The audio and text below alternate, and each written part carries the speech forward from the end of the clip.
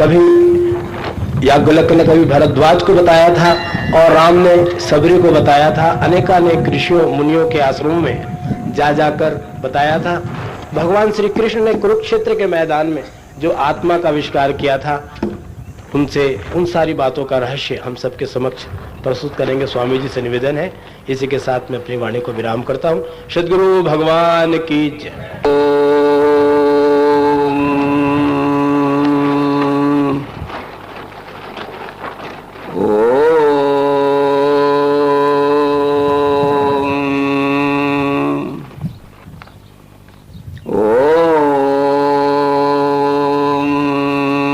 तत्सत। उपस्थित सभी अभिन्नात्म स्वरूप स्थानीय अमरकंटक के जो भाई बहन यहाँ उपस्थित हैं एवं क्षेत्रीय ग्रामों से विभिन्न प्रांतों से भी आए हुए जो सत्संग प्रेमी पुण्यवान अभिन्नाथ स्वरूप भाई बहन उपस्थित हैं, उन सभी का हार्दिक समादर है। अभी हमने 3 बार ओम शब्द का उच्चारण किया। वेद के एक अध्याय का नाम ऐत्रेय उपनिषद है। ऐत्रेय उपनिषद में लिखा है कि ओम इति ब्रह्म। ओम नाम ब्रह्म का ही है और ब्रह्म एव इदम विश्वम, और ब्रह्म इस विश्वरूप का ही नाम है। ओम इति ब्रह्म, ओम इति इदम सर्वम, विचिंतियेत ओंकार मात्र सचराचरम जगत। जितना जड़ चेतन जगत है सबका मिल के नाम ओम है। बड़ा रहस्य था उसमें। ओम ये स्वयंभू स्फुरण है। समझदार भाई बहनों को चाहिए कि अपने अपने मन बुद्धि चित्त को निर्मल और एकाग्र कर लें और फिर ध्यान से समझें और समझे हुए विचार को अपने अंतःकरण में बुद्धि में धारण करें। ओम ये स्वयंभू स्फुरण है। जब आदि नारायण ने, जिनको हम विष्णु कहते हैं, सूर्यवंश में उत्पन्न होने के कारण सूर्यवंशी भी कहते हैं, उनका नाम भगवत गीता में विवश-बाण लिखा है। आदि नारायण ने जिस संपूर्ण विश्व की ओर जब देखा तो उनके अंतःकरण में एक सूक्ष्म विचार की लहर दौड़ रही थी। ये जो कुछ दिखता है ये सब क्या है और मैं क्या हूँ? मेरा और इस दिखने वाले आदि अंत मध्य रहित विस्तार का क्या संबंध है? चारों तरफ नजर से देख रहे थे कि जो कुछ दिख रहा है ये सब क्या है और मैं क्या हूँ। बिना किसी के सिखाए उनके मुंह से एक शब्द निकला, अरे जो कुछ भी दिख रहा है, जो कुछ भी दिख रहा है वो मैं। ओम बन गया। बस ओम इति ब्रह्म। ये नींद ले रही है, जगाओ। ओम इति इदम सर्वम विचिंतियेत ओंकार मात्र सचराचरम जगत। ओम इत्येवं ध्यायति आत्मानम स्वस्ति व पाराय तमसा परस्तात्। ओम जब मुंह से करो तो विश्व रूप का ध्यान रखना। जैसे हम मुंह से घोड़ा कहते हैं तो घोड़े के स्वरूप का ध्यान हो जाता है। हम मुंह से जब हाथी कहते हैं तो हाथी के स्वरूप का ध्यान। जब ओम मुंह से कहो तो ओम ये विश्व रूप का ध्यान रखना। ओम इत्येकाक्षरम ब्रह्म विश्व रूप विलक्षणम, वो साकारम च निराकारम अद्वितीय परात्परम। ये हमने ओम के विषय में समझा दिया। आज हमारे निरूपण में श्री रामचरितमानस का विषय होगा, क्योंकि हमारे देश में और हमारी मातृभाषा में केवल एक ही पुस्तक है, रामचरितमानस। यदि ये हिंदी में न लिखा होता तो हमारे देश में अध्यात्म ज्ञान का कोई पुस्तक हिंदी में नहीं है। 18 पुराण संस्कृत में लिखे गए हैं, 6 वेद शास्त्र संस्कृत में लिखे गए हैं। वेद तो बहुत क्लिष्ट संस्कृत में है और गीता भी संस्कृत में है। एक महान विभूति का आविर्भाव हुआ जो युग पुरुष तुलसीदास थे। उन्होंने सब वेदों का सार, उपनिषदों का सार हिंदी भाषा में भाषांतर करके रख दिया। 4 वेद पुराण यश 6 शास्त्र सब ग्रंथन कर रस। मित्रों, जिस समय तुलसीदास जी ने अपने गुरु से सुनकर रामचरितमानस को लिखना चाहा तो श्री रामचंद्र जी के समकालीन दो जीवित पुरुषों की वंदना की है। बंदो विशुद्ध विज्ञानो कवीश्वर कपीश्वरो। मैं विशुद्ध विज्ञान स्वरूप कवीश्वर वाल्मीकि की वंदना करता हूँ, कपीश्वर हनुमान की वंदना करता हूँ। बस श्री रामचंद्र जी के समकालीन दो जीवित पुरुषों की वंदना की और बहुत सी वंदना की होगी, पर बालकांड में जो मंगलाचरण लिखा है, स्तवन लिखा है, सबसे पहले बंदो विशुद्ध विज्ञानो कवीश्वर कपीश्वरो, जिन्होंने शरीर तो नहीं बदला पर शरीर के रहते हुए निंदनीय और निकृष्ट जिंदगी से वंदनीय और प्रशंसनीय जिंदगी प्राप्त कर ली। इनके जीवनी के विषय में हम देखें, जब हनुमान जी को सुग्रीव ने भेजा, सुग्रीव के साथ मारुति भक्त हनुमान ऋषिमुख पहाड़ की गुफा में बाली के डर से छुप के रह रहे थे। सुग्रीव ने देखा कि हमारे पहाड़ की तरफ दो जवान और बलवान व्यक्ति आ रहे हैं, जाओ देखो इनका भेद लो। यदि वाली ने इनको भेजा हो तो दूर से इशारा कर देना, ये पहाड़ छोड़ के हमें भागना पड़ेगा। पठवा वाली होए मन मैला, भागो तुरंत तजो यशेला। हनुमान गए थे। श्री रामचंद्र जी के हनुमान की आपस में भेंट हुई थी और बातचीत हुई थी, कुछ ज्ञान की चर्चा हुई थी। इस बीच में श्री रामचंद्र जी ने हनुमान को दिव्य दृष्टि दे दी। किष्किंधा कांड के तीसरे दोहे में लिखा है कि सो अनन्य जाके अश्मति न टरे हनुमंत, और मैं सेवक सचराचर रूप स्वामी भगवंत। अनन्य भक्त उसे कहते हैं, अगर हमारे में से किसी भाइयों को बहनों को अनन्य भक्त बनना है, अनन्य भक्त उसे कहते हैं जिसकी बुद्धि में यह ज्ञान पक्का बैठ जाना चाहिए कि मैं सेवक सचराचर रूप स्वामी भगवंत। मैं सेवक हूँ, जितना जड़ चेतन और चराचर सृष्टि के रूप में सारा जगत दिख रहा है, यह हमारा स्वामी परमात्मा है। ये ज्ञान रामचंद्र जी ने हनुमान को दे दिया। एक ही बार में हनुमान की बुद्धि में बैठ गया बस। और रामचंद्र जी ने पूछा भी वाल्मीकि रामायण में कि तुम क्या समझे मैंने ज्ञान दिया? तो हनुमान ने कहा कि मैं शब्द से समझ गया, पूरा का पूरा समझ गया। बोले मुझे बतलाओ क्या समझे, जैसे हम भी आपसे पूछेंगे कि हम घंटा भर बोले क्या समझे, तो कुछ तो बताना पड़ेगा। हनुमान ने कहा कि मैं पूरा समझ गया, एक एक शब्द समझ गया। तो बोले समझ गए तो बताओ। हनुमान कहते हैं देह बुद्ध्वा तु दासो हम, जीव बुद्ध्वा तु अंशकम, वस्तु तस्तु तदेव हम इतने निश्चिता मता। शरीर दृष्टि से पूछते हो तो आज ही आपका अनन्य भक्त बन गया। अजमा लेना चाहे जब, ये तन ये मन ये धन से आपका ही अनन्य भक्त बन गया। और जीव बुद्धि से पूछते हो तो जीव बुद्ध्वा तो अंशकम, आप मेरे अंशी हो, स्वामी हो, और मैं आपका अंश हूँ, ईश्वर अंश जीव अविनाशी। और वस्तुतः तदेव हम, सचमुच में पूछते हो तो एक ही हो गए, अनन्य हो गए, अन्यानी नहीं, अन्य यानी दूसरा नहीं रहे, हम एक हो गए। ये उत्तर दे दिया हनुमान। अब प्रसंग आता है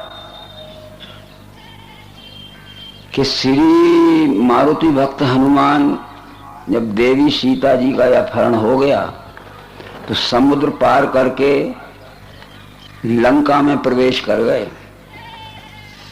मंदिर मंदिर प्रतिकर शोधा, देखे जहां था अगणित योधा। गयौ दशानन मंदिर माही, अति विचित्र कह जात सो नाही। शयन किए देखा कपिते ही, मंदिर में न दीख वैदेही। लंका का घर घर छान डाला, मंदिर मंदिर प्रतिकर शोधा, कमरा भी नहीं बचा कि कहीं रावण ने सीता को लुका तो नहीं दी है। और आधी रात के समय जहां हजारों हथियारबंद सैनिक पहरा लगा रहे थे चारों तरफ, आधी रात के समय रावण के राजमहल में भी घुस गया जहाँ चिड़ियां भी नहीं घुस सकती थी। गयहु दशानन मंदिर माही, अति विचित्र कह जात सुनाही। और शयन किए देखा कपिते ही, मंदिर में न दीख वैदेही। रावण को अकेला सोते हुए देखा हनुमान ने, देवी सीता नहीं थी। हनुमान निराश हो गया, अब सीता मिलने वाली नहीं है। रावण ने बहुत कष्ट दिए होंगे और कष्ट सहन नहीं हुए होंगे तो आत्महत्या कर ली होगी, अथवा रावण की बात न मानी होगी तो रावण ने मार काट के फेंक दिया। निराश हो गया, अब देवी सीता मिलने वाली नहीं है। निकल के बाहर आया, रास्ते में विभीषण से भेंट हो गई। विभीषण ने कहा कि हनुमान निराश मत हो, अभी देवी सीता जीवित है। लंकापुरी के बाहर अशोक वाटिका एक बहुत बड़ा फूलदार फलोदारों का बगीचा है। जब लंकापुरी से निकलकर अशोक वाटिका में रावण जाता है तो कुछ दिन रहता है। उसके निवास के बहुत से स्थान बने हैं, मंत्रियों से सलाह करने का अलग बना है, हथियार रखने का अलग बना है, पूजा पाठ करने का अलग बना है, उसके भोजन का अलग बना है, और रात को अपने परिवार के साथ रहने का अलग बना है। बहुत सी निवास बने हैं। मुझे मालूम है कि सीता जीवित है, पर कौन से निवास में छुपाया ये मैं नहीं बता। पुनि सब कथा विभीषण कही, जी विधि जनक सुताता रही। सब कथा विभीषण ने सुना दी कि पुनि सब कथा विभीषण कही, जी विधि जनक सुताता रही। बहुत कष्ट में सीता रह रही पर जीवित है। हनुमान ने तुरंत उत्तर दिया कि विभीषण, जितने अज्ञानी हैं वो सुन के मान लेते हैं और जितने कच्चे ज्ञानी हैं वो किताब पढ़ के मान लेते हैं। मैं तो आंख से देख के मानूंगा, जितने विज्ञानी हैं वो आंख से देख के मानते हैं। पुनि सब कथा विभीषण कही, जीवित जनक सुताता रही। तब हनुमंत कहा, सुन भ्राता देखा चाहो जानकी माता। तुम कहते हो जीवित है, क्या भरोसा, सुनी बात झूठी हो सकती है। जो सुन के मानते हैं वो अज्ञानी हैं, और जो किताब पढ़ के मानते हैं वे कच्चे ज्ञानी, जो आंख से देख के मानते वो पक्के ज्ञानी हैं। क्योंकि हनुमान को विज्ञान प्राप्त हो गया था। ये पवन तनय बल पवन समाना, बुद्धि विवेक विज्ञान ने जाना। और विज्ञान दृष्टि, दिव्य दृष्टि राम ने हनुमान को दे दी थी किष्किंधा कांड की। जितने विज्ञानी होते वो देख कर मानते हैं, कच्चे ज्ञानी होते वो किताब पढ़ के मान लेते, ये अज्ञानी होते वो सुन के मान लेते हैं। इसलिए कृष्ण जी ने भगवत गीता के दूसरे अध्याय में कहा है कि श्रुत्वाप एनम वेद न चैव कश्चित्, सुनकर भी बोध नहीं किसी को, सुनकर भी बोध नहीं किसी को, सुनकर कोई ज्ञान नहीं हो सकता है। जिंदगी बर्बाद मत करो, किताबों के पन्ने मत उल्टाओ। तो जब हनुमान ने कहा कि हम तो देख के मानेंगे, तब हनुमंत कहा, सुन भ्राता देखा चाहो जानकी माता। युक्ति विभीषण सकल बताई, चले पवन सुत विदा कराई। विभीषण ने युक्ति बता दी, वो युक्ति का रहस्य लिखा है वाल्मीकि रामायण में कि अशोक वाटिका में एक संकटकालीन दरवाजा है। अब अशोक वाटिका के तो चारों तरफ हथियार बंद सैनिक पहरा लगा रहे, पर एक संकटकालीन दरवाजा है जिसको 3 व्यक्ति जानते हैं। रावण का बड़ा पुत्र मेघनाद जानता है, रावण जानता, और तीसरा मैं जानता हूँ, चौथे को पता नहीं। उस दरवाजे से जाना पड़ेगा। वो युक्ति विभीषण ने बताई। तो संकटकालीन दरवाजे से हनुमान चला गया। अशोक वाटिका के अंदर जब गया तो रात का समय होने वाला था। रात भर किसी भी सुरक्षित स्थान पर छुप के रहना था, छुप के रहना था। उसी अशोक वाटिका में एक अशोक का बहुत ऊंचा सघन पत्तों और डालियों का वृक्ष था। उसके ऊपर चढ़ गया हनुमान और तरु पल्लव में रहा लुकाई, करही विचार करो का भाई। उस ऊंचे झाड़ पर सघन पत्ते और डालियों में छुप के बैठ गया। रात भर सोचता रहा कि तरु पल्लव में रहा लुकाई, करही विचार कर, क्या करना पड़ेगा, क्या करना पड़ेगा। जब सवेरे का पहर हुआ तो वाल्मीकि रामायण के सुंदर कांड के 18वें सर्ग के पहले श्लोक में लिखते हैं कि जब सवेरे का पहर हुआ तो जो झाड़ पर ऊंचे पत्तों और डालियों में छुप के बैठे थे हनुमान, अग्निहोत्र वेद पाठ राक्षसा नाम गृह गृह, पर दया धर्म सदाचार राक्षसा नाम न विद्रे। लंका में राक्षसों के घर घर वेदों के पाठ हो रहा है और घर घर यज्ञ का धुआं उड़ रहा है। हनुमान ने सोचा ये राक्षस भी वेद पढ़ते हैं, राक्षस भी स्वाहा स्वाहा के बड़े बड़े यज्ञ कर रहे हैं, पर ये नंबर 1 के कुकर्मी हैं, ठग हैं, भ्रष्टाचारी हैं, व्यभिचारी, दुष्टाचारी हैं। तो हम लोग भी वेद पढ़ें और यज्ञ करें और हमारा कुकर्म ना छूटे तो राक्षसों में और हमारे में क्या अंतर? बोलो, पढ़ लीजिए वाल्मीकि रामायण के सुंदर कांड के 18वें सर्ग के पहले श्लोक में लिखा है कि षडांग वेदों का पाठ हो रहा था और यज्ञों के धुआं उड़ रहे थे। अग्निहोत्र वेद पाठ राक्षसा नाम गृह गिरे, पर दया धर्म सदाचार राक्षसा नाम नहीं। बड़ा आश्चर्य लगेगा हनुमान को, बड़ा आश्चर्य लगा। ये राक्षस भी वेद पढ़ते हैं, राक्षस भी यज्ञ करते, पर ये दुष्टाचारी हैं, व्यभिचारी हैं, अनेक प्रकार के कुकर्मी हैं। हम भी वेद पढ़ें, गीता पढ़ें, रामायण पढ़ें और हम भी खूब यज्ञ करें स्वाहा के, पर हमारा कुकर्म ना छूटे तो राक्षसों में हमारे में क्या अंतर? हम धार्मिक किताबें इसलिए पढ़ते हैं या तत्वदर्शी पुरुषों का सत्संग इसलिए करते हैं कि दुराचार से छूटकर हम सदाचार में आ जावें, और हम किताबें पढ़ें और सत्संग करें और धुआं उड़ाएं खूब और हमारा भ्रष्टाचार, दुष्टाचार, व्यभिचार न छूटे। इसलिए आगे बात चलती है। उसी प्रसंग में मारुति भक्त हनुमान ने अपनी जीवनी विभीषण को सुनाई थी जो रामायण में लिखी है। खूब समझ लेना और रामायण घर में रख लेना और फिर पढ़ के देख लेना, विचार से पढ़ना। क्या लिखा है उसमें कि काहू परम में कबन कुलीना, कपि चंचल सभी विधिहीना, प्रात ले जो नाम हमारा, तादिन ताई न मिले आहारा, अश में अधम सखा सुन मोहू पर रघुवीर, कीनी कृपा जान जन भरे बिलोचन नीर। देखो ये लिखा है आज रामायण। हे मित्र विभीषण, मैं ऊंचे कुल का नहीं हूं, ऊंचे जात का नहीं हूं। रामायण पढ़ लेना एक बार।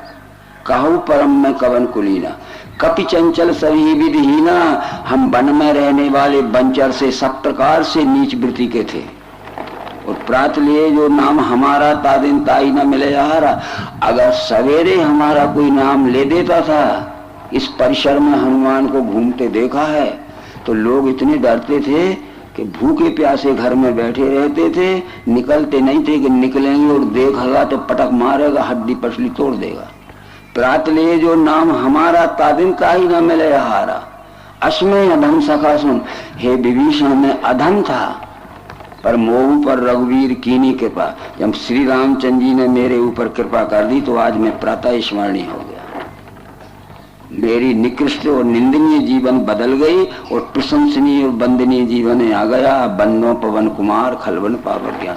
हम भी आज तक हमने जो बुरा काम किया है, आज शपथ ले लीजिए, आज से हमने बुरा काम छोड़ दिया और अच्छे काम में आ जाइए। शरीर नहीं बदलेगा, हमारी निंदनीय जीवनी बदल जाएगी और हम प्रशंसनीय जीवन में आ जाएंगे।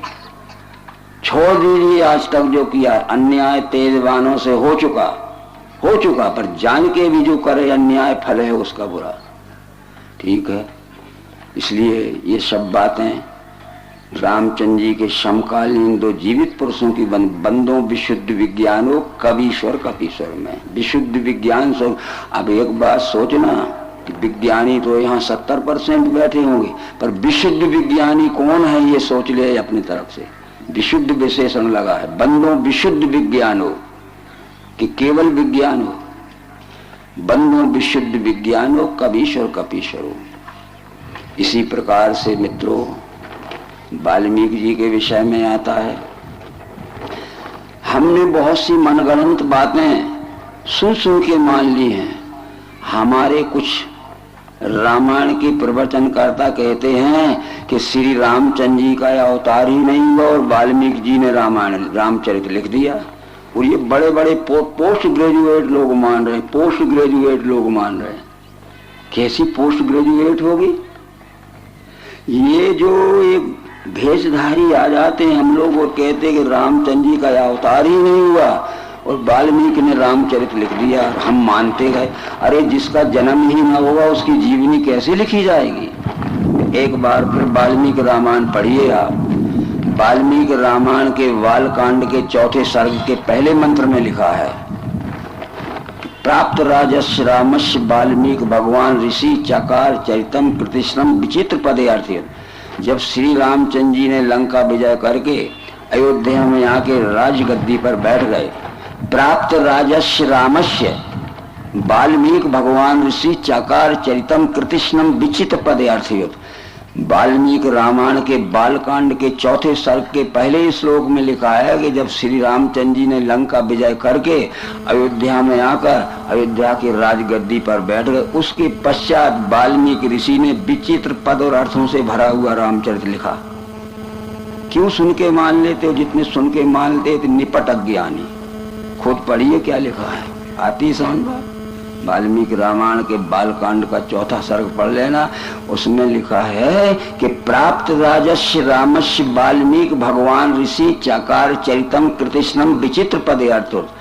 जब लंका विजय करके श्री राम अयोध्या पर आ गए और राजगद्दी पर बैठ गए, उसके पश्चात वाल्मीकि ऋषि ने विचित्र पद और अर्थों से भरा हुआ रामचरित लिखा। वो ये कहते पहले ही लिख दिया है। जिसने हमारी आंखों में धूल मार दी, यानी विवेक की आंखें फोड़ दी, तो हम क्या समझे? जो कहते हैं मानते जाएंगे। फूटी आंख विवेक की और लखीन संत यसंत, जिनके संग गुंडे फिरे उनका नाम महंत। जब हमारी समझदारी ही खत्म हो गई तो फिर संत की क्या पहचान हुई? संत विशुद्ध मिले जब ते ही, वहां भी विशुद्ध शब्द लगा हुआ। संत विशुद्ध मिले जब ते ही, राम कृपा कर चित भंजे। विशुद्ध संत जो रहते हैं वो वास्तव में ज्ञान गुण के संत रहते हैं, और अशुद्ध संत रहते हैं जो ठग रहते हैं, वे पोशाक के संत रहते हैं। इसलिए फिर रामायण में एक प्रसंग आता है, क्या आता है कि लख सुभेश जग बंचक जेऊ, भेष प्रताप पूजियत तेऊ, उग्र अंत न होए निबाहु, काल ने मिजी रावण राहु। जब देवी सीता का अपहरण करने गया तो रावण संत बन के गया था। वो पोशाक का संत था, वो ज्ञान गुण का संत है। लख सुभेश जग बंचक जेऊ, जो भेष तो धारण किया है पर संसार को ठगने वाले लोग हैं, उनके भेष में हम फंस जाते हैं। लख सुभेश जग बंचक जेऊ, भेष प्रताप पूज्यत देव। भेष के कारण हम पूजा कर लगते हैं उनकी, उनके ज्ञान को नहीं परख पाते। उग्र अंत न होए निबाहु, काल ने मिजमिरा। उनकी अंत में एक दिन पोल खुल जाती है, जैसे रावण की पोल खुल गई, फिर काल नेमी की खुल गई और राहु की खुल गई। पर किए कुवेश साधु सन्मानु, जिमी जग जामबंत हनुमानो। ये जामवंत और हनुमान ये सच्चे संत थे। ये तुलसीदास में किए कुवेश साधु सन्मानु, जिमी जग जामवंत हनुमानो। ये ज्ञान के संत थे हनुमान और जामवंत, और ये भेष के संत थे कालनेमी रावण। ये राम राम तो कहते थे सब, ओम नमो शिवाय तो कहता था ही रावण, पर वो भेष का संत था। इसलिए संत विशुद्ध मिले जब ते ही, ज्ञान राम कृपा कर चित वहीं जे ही। ये तो प्रसंग पूरा हुआ। अब हम वाल्मीकि जी के विषय में बतलाते हैं। जो दो पुरुषों की, जीवित दो पुरुषों की वंदना रामायण के बालकांड में संस्कृत का स्तवन लिखते समय लिखी है। बंदो विशुद्ध विज्ञानो कबीश्वर कपीश्वरो। मैं विशुद्ध विज्ञान स्वरूप कबीश्वर वाल्मीकि की वंदना करता हूँ, और कपीश्वर हनुमान की। वाल्मीकि एक डाकू था, ये जात का कोली था और जन्म जीव घातकी था, यानी जन्म से ही बड़ा क्रूर था, दुष्ट था, हिंसक था। जिसको मारा मर जाए, कुछ दाय लूट लिया। इसलिए कभी न कभी हमारी जिंदगी में भी एक मौका आता है, पर हम जरा जरा से संग दोष में, गफलत में खो देते हैं बड़े बड़े कीमती सत्संग। हमारे बहुत से भाई इधर उधर टहल रहे होंगे, बहुत सी बहनें अभी घूमती आ रही हैं। वो कोई सोनी मुड़ा को गया था, ये सत्संग छोड़ दिया, गफलत में क्या पीरियड निकल गया। ये टाइम क्लियर रहना चाहिए। तो कुछ ज्ञानी ऋषि मुनियों को जाना था, रास्ता एक ही था और जाना जरूर था। उनसे कहा गया इस रास्ते में कुछ दूर पर जाके एक डाकू रहता है, वो कोली जात का है, बड़ा जन्म से हिंसक क्रूर और दुष्ट है। अब वो तो ज्ञानी जाना ही था, रास्ता एक ही था। वो गए, स्थान बता दिया था, ये डंडा लेके निकल आया वाल्मीकि। तो इन लोगों ने कहा कि रुको, तुम जिस लिए मारते हो ये सब सामान रखा है, इसी के लिए तो मारते हो लूट मार। एक काम करो कि ये सामान अपने घर में ले जाओ और घर में जमा करना। अपने परिवार से, पत्नी बच्चों से पूछना, आज तक तुम्हारे लिए सैकड़ों लोगों को लूटा मारा है, बड़ी दुष्टता से, बड़ी क्रूरता से, बड़ी निर्दयता से। जब इसका फल भोगना पड़ेगा तो तुम सही साथ में रहोगे कि नहीं? उत्तर मिला कि हम क्या जाने आप क्या करते हो। हमने कब कहा था कि लूटो मारो? क्या पेट की भूख मिटाने के लिए हमारे पास के हाथ नहीं है? ये बात लग गई वाल्मीकि। ये सामान ले जाओ, घर में जमा करना, ये छोड़ के मत जाओ, नहीं तो तुम्हें ये लगेगा कि सामान लेके भग जाएंगे। सामान भी ले जा, पर इस बात का उत्तर लाना घर से। उत्तर मिल गया कि हम क्या जाने आप क्या करते। हमने कब कहा कि लूटो मारो? क्या पेट की भूख मिटाने के लिए हमारे हाथ नहीं, हम तो खुद कमा खा सकते। लग गई बात, हमें भी लग जाना चाहिए। जिस परिवार के लिए हम नाना प्रकार के छल कपट पाखंड करते हैं और भोगना पड़ेगा हमको। जो करे कर्म पाए फल सोई, काहू न कोई सुख दुख दाता, निज कर कर्म भोग सब भ्राता। ठीक है, उसने कहा मेरा उद्धार कर दो, मेरा उद्धार कर दो।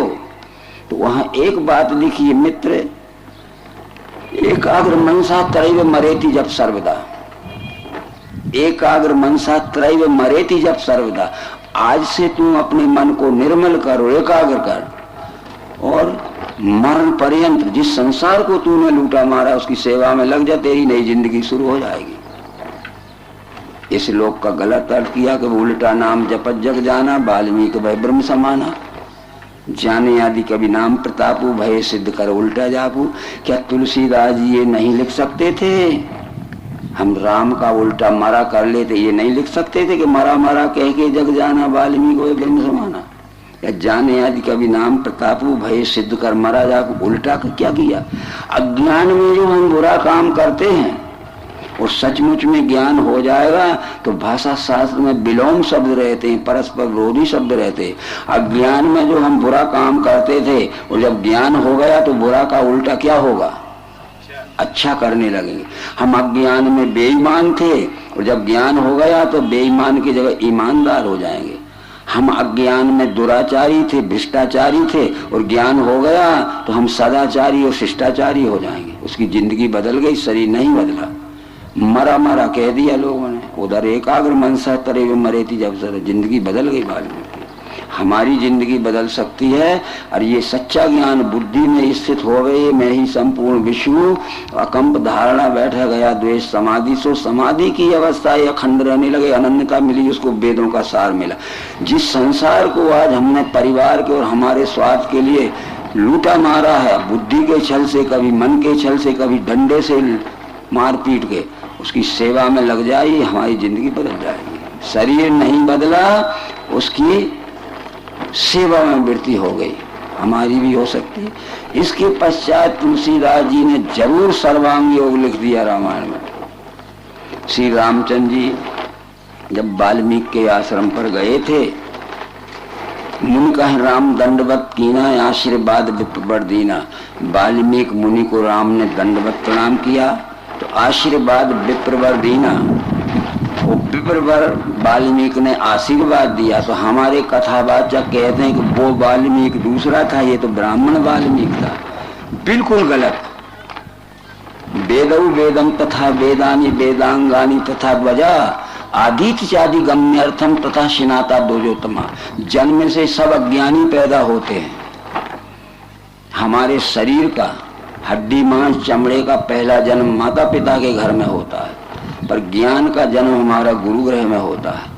तो पहला जन्म है हमारे शरीर के हड्डी मांस चमड़े का, और दूसरा जन्म होता है हमारा गुरुकुल में गुरु के गए पढ़न रघुराई, अल्पकाल विद्या सवाई। ठीक है, तो जो वो द्वितीय जन्म है, ज्ञान का जन्म हमारा दूसरा जन्म, उसको ध्वज कहते हैं शॉर्ट फॉर्म। द्वि का अर्थ है द्वितीय, जा का अर्थ है जन्म। प्रथम जन्म है हड्डी मांस चमड़े का माता पिता के घर में, और ज्ञान का दूसरा जन्म है गुरुकुल में, इसलिए उसे ध्वज कहते हैं।